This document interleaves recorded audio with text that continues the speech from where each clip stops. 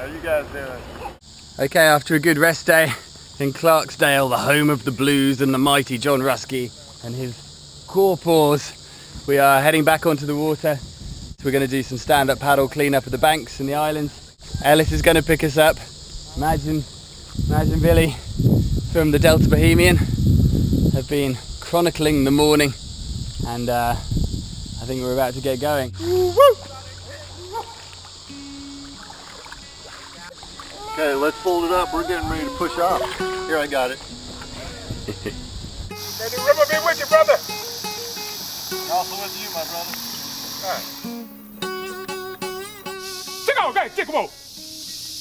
Come on, guys. Yeah, we'll go.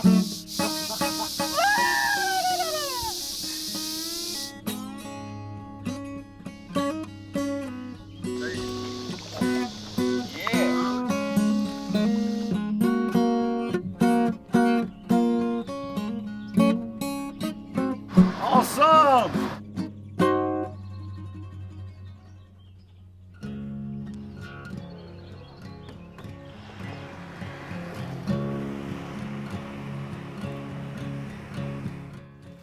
So we're on Montezuma Island, just south of Helena. We're paddling out with John Ruskey and his Mighty Quapaws. These guys all on an apprenticeship. The Mighty Quapaws, we're in a year-long cleanup project on the lower Mississippi River from the Great Flood of 2011. It was the highest water we've had in 74 years. So it lifted and deposited trash in places it hadn't been, in 74 years. These islands transformed into nets, effectively. All of the flood water coming on down brought so much junk with them, and you can see some rubbish floating right up in the trees. So we go island by island, sandbar by sandbar, landing by landing, and entirely by paddle power. In the chaos.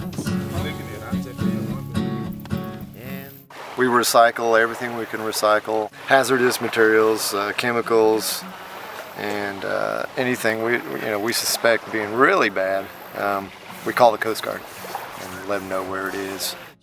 And anything that might be hazardous to animals, either local or when it gets washed down in the Gulf of Mexico, Anything plastic is going to be dangerous to animals because they might ingest it.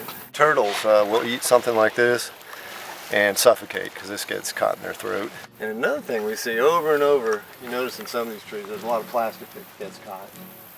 Now we can't get all that out of these trees, and a lot of it's just going to biodegrade, but the stuff that's floating, it's going to continue on downstream. Always look for a message in a bottle. I've been seeing a lot are oil rags. I think it's probably rags that the engineers or the oilmen on towboats use to clean down check the oil or clean down the engine room, and probably just throw them overboard, or maybe they get, maybe the wind blows them overboard or whatever. We keep seeing all these oil rags hung up in trees, and they can't be good.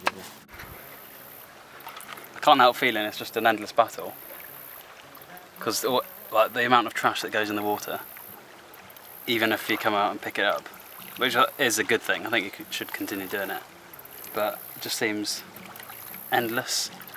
Every little helps, as they say at Tesco's. You can just see how high the water has come, just depositing all of this stuff. There's just a huge amount. Just seeing this is still 600 miles up from the Gulf of Mexico. You can understand how there are huge plastic islands in the middle of the Pacific and the Gulf.